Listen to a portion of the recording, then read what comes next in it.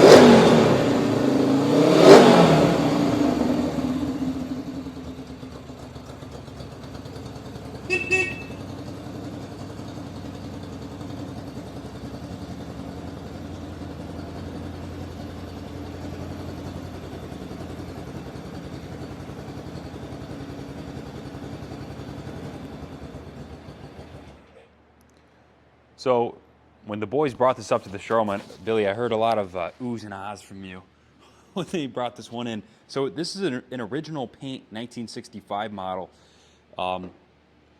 This bike is all original, right down to the tires, no, Bill? It is. Right down to the tires. Wow.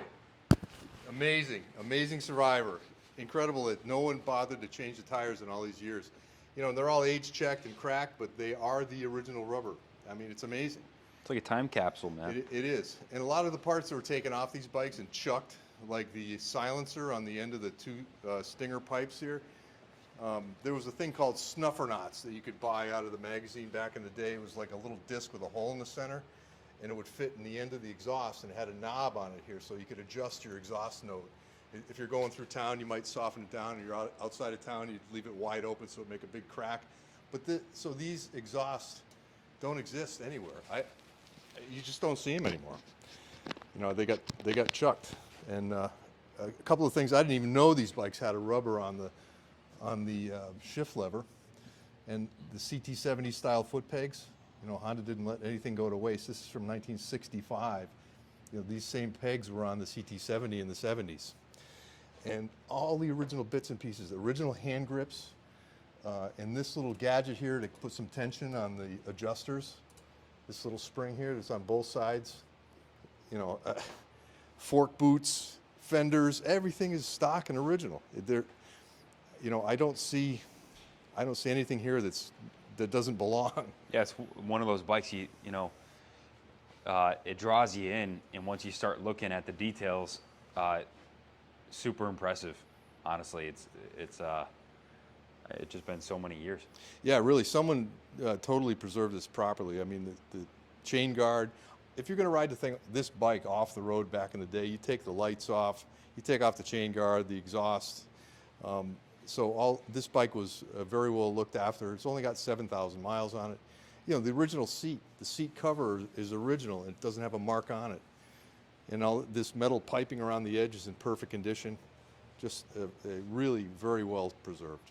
Billy, would you mind grabbing the camera? I'm going to grab the work order and Absolutely. go over real quick. So I thought I saw $3,800 was the damage on the work order, parts and materials. Yeah, $3,825. Recommissioning this little gem. New NGK spark plugs, new OEM replacement ignition points, new OEM replacement condenser, new battery was installed, set the ignition points gap, set the ignition timing, new ignition coils were installed, fuel tank was drained and flushed, nice and clean on the inside and out. New replacement fuel petcock, the carburetors were removed, disassembled, cleaned, and serviced. New carburetor jets and gaskets, new carburetor fuel and vent lines, fresh 94 octane small engine fuel from VP was added, ethanol free, of course. New replacement air filter, the valve lash was checked, cleaned the oil filter rotor. New Bel-Ray engine oil was installed, lubed and adjusted all the control cables. The brakes were checked and adjusted. The wheels and spokes were checked, in addition to a 100-point hardware check. The final drive chain was lubed and adjusted. Tires inspected and pressure set. Tech noted original tires. Unbelievable. Like I said, 100-point check over. All lights and the horn checked. 2 thumbs up. Mechanically, the bike is as new. Works as it did the day it rolled off the lot. The bike was test ridden.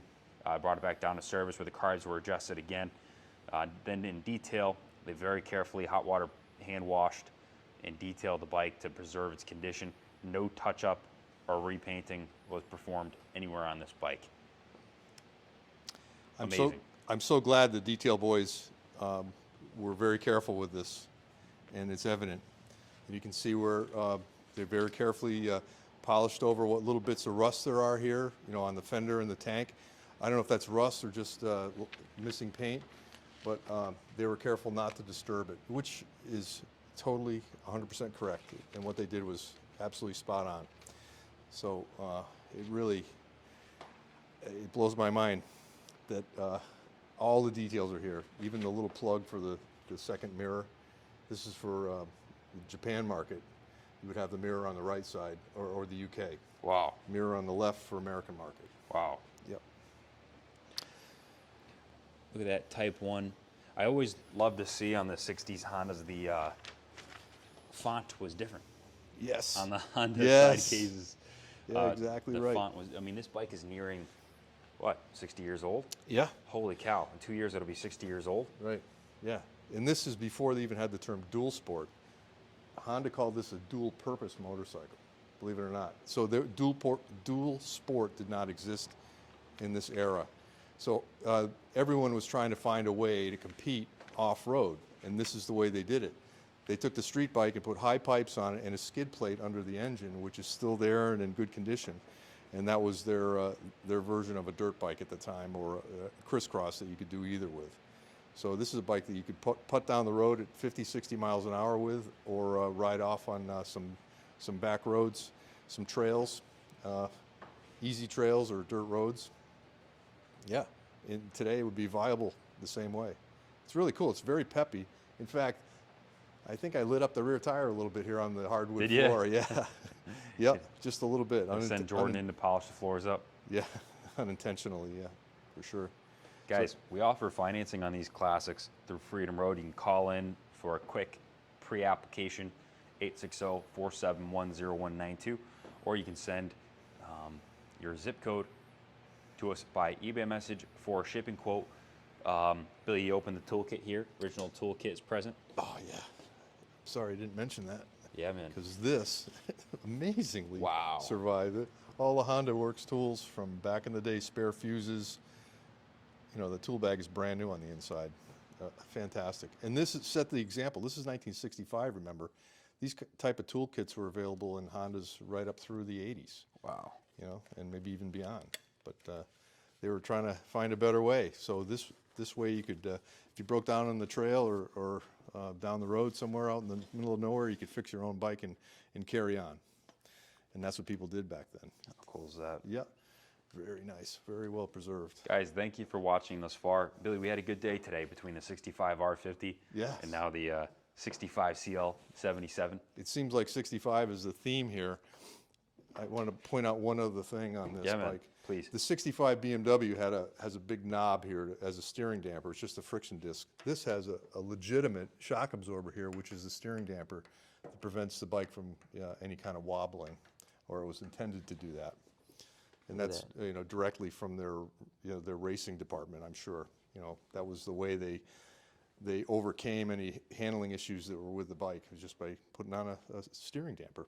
There it is. Yeah, yep. So many cool things about this bike. It's representative of the long ago past with the headlight with the speedometer in the top here. I think that's a really cool look. Very cool period look. You don't see that anymore. Just a great bike. I'm tickled with this machine. Thank you for watching thus far, guys. Good luck bidding, and God bless America.